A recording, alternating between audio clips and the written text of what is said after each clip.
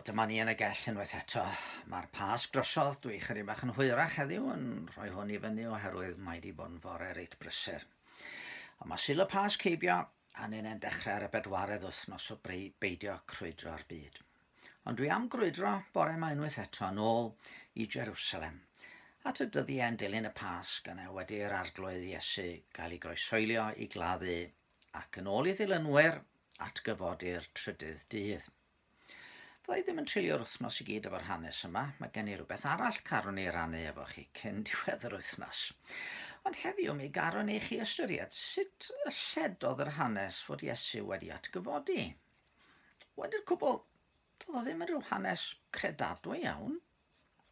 A'r ateb wrth gwrs ydy fod yna rhywbeth am y tystion oedd yn gwneud yr hanes yn un y gallai pobl gredu ynddo fo. Oedden nhw'n meddwl bod o'n wir oherwydd y rhai oedd yn tystio.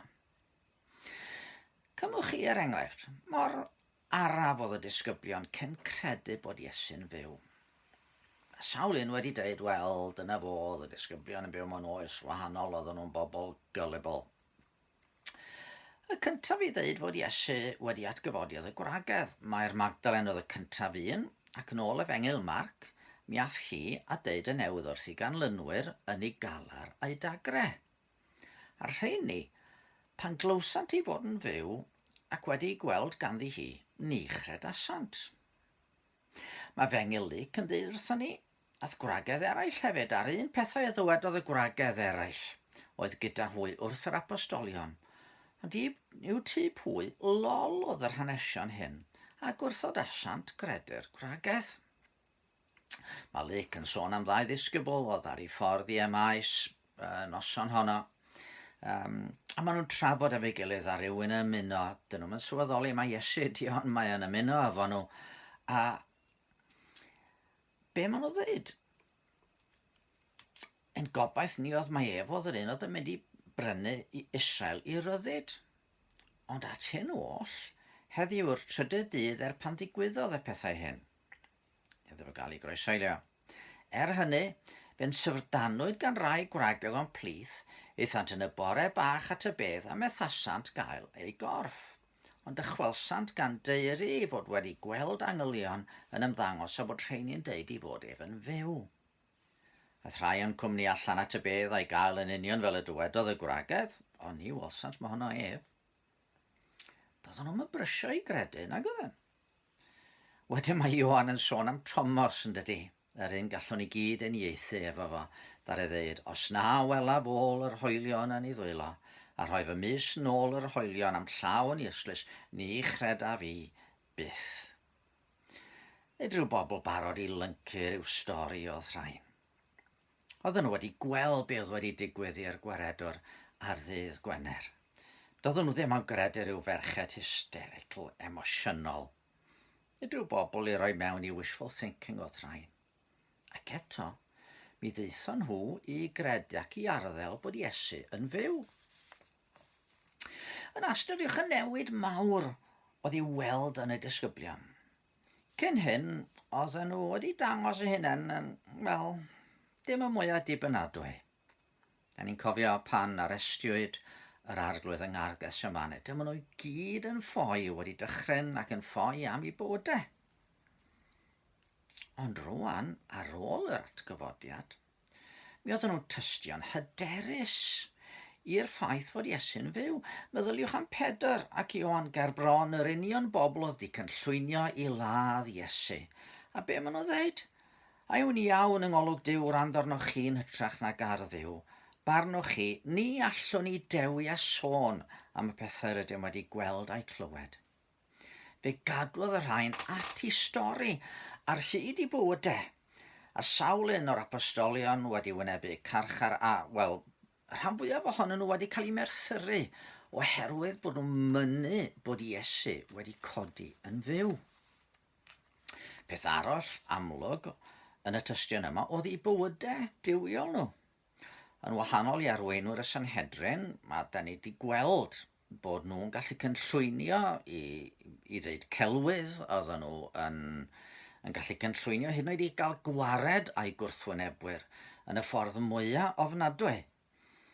Oedden nhw'n sefyll ger bron y groes yn gwatwar Iesu ac yn dweud, os mae ti di mab Duw rhawn i ti'n honni, wel, ti'n lawr o'r groes, dangos i ni profad y hun. Ond be oedd yr apostolion yn ei wneud? Be oedd y tystion yma yn ei wneud? Oedden nhw yn ymateb i'w gwrthwynebwyr trwy wneud daioni iddyn nhw, trwy drio i helpu nhw. Yng ngeiriau Paul yn ymateb i'r difenwi sydd arno i'w bendithio, i'r erlyd, goddef, i'r enllib, geiriau caredig. Nid codi cleddyf oedd ffordd yr apostolion o ennill ymddiriedeth y bobl, ond yn hytrach gwneud daioni iddyn nhw. Pa ateb sydd ganddo ni i rai heddiw sy'n mynnu bod ni'n credu stori tylwyth teg fel credu mewn Sion Corn neu credu yn y cwning yn y Pasg? Be sydd ganddo ni i roi iddyn nhw? Ond mi fedrwn ni bwyntio at y dystiolaeth gan ei herio i edrych go iawn at yr hyn ddigwyddodd. Does neb yn gwadu fod y bedd yn wag, roedd hyd yn oed y prif offeiriad yn cydnabod hynny'n wir.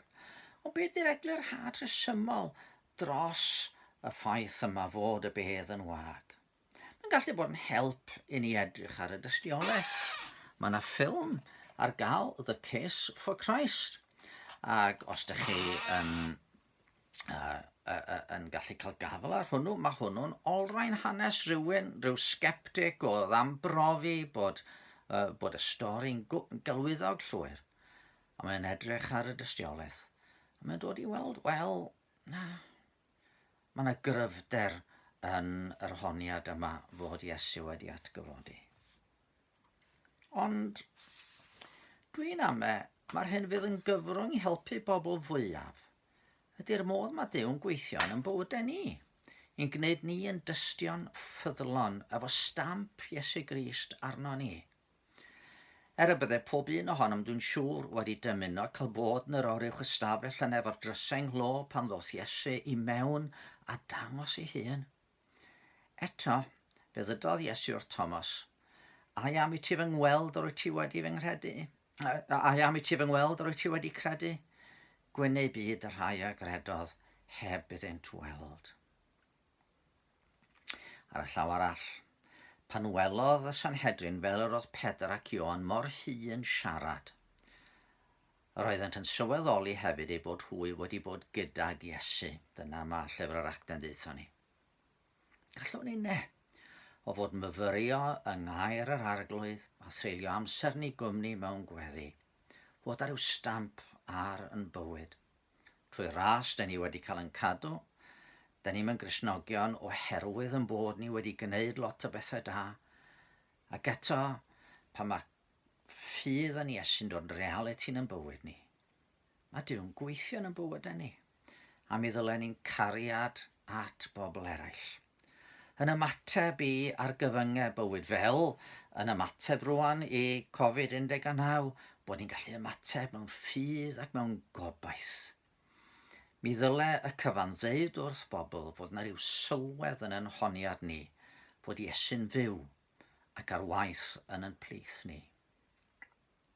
Rai blynyddoedd yn ôl o'n i yn Moldova, ac yno mae'r Cristnogion am fisoedd wedi'r Pasg yn cyfarth i gilydd efo'r cyfarchiad traddodiadol. Yr Iesu a gyfododd, yr ymateb yn dod fe gyfododd yn wir. Gadewch i'n unne fod yn dystion hi i'r groes lle talwyd pris yn pechodau, i'r bedd gwag ac i'r Iesu byw. Gadewch i'n ei weddio. Arglwydd yn Duw, pan mae bwrlwm y Pasg yn mynd heibio a ni'n dychwelyd i fyd arferol, ysgwelid i fod yn dda, nid i'n helpu ni trwy'r cyfan i gofio yn bod ni'n dilyn gwaredwr byw, i'n goncrodd farwolaeth, a roedd y bedd yn wag i gorff wedi dod yn ôl yn fyw a fynte yn fyw byth bythoedd i ddisgwyl nes bod ei holl elynion wedi cael ei gosod yn droedfaint i'w draed a gras dy gynllun di wedi gweithio i ffordd trwy fywydau, rhai fel ni, i ennill llawer o bobl i fywyd tragwyddol. Helpa ni fod yn dystion cryf, yn dystion hi, yn dystion gostyngedig, ac eto yn sicr o'r ffaith yn bod ni'n arddel Crist byw, gogoniant I denw. Amen. Wel, dewch yn ôl fory ac gawn ni weld be fydda gynnau I rannu efo chi fory. Dan eich bendith.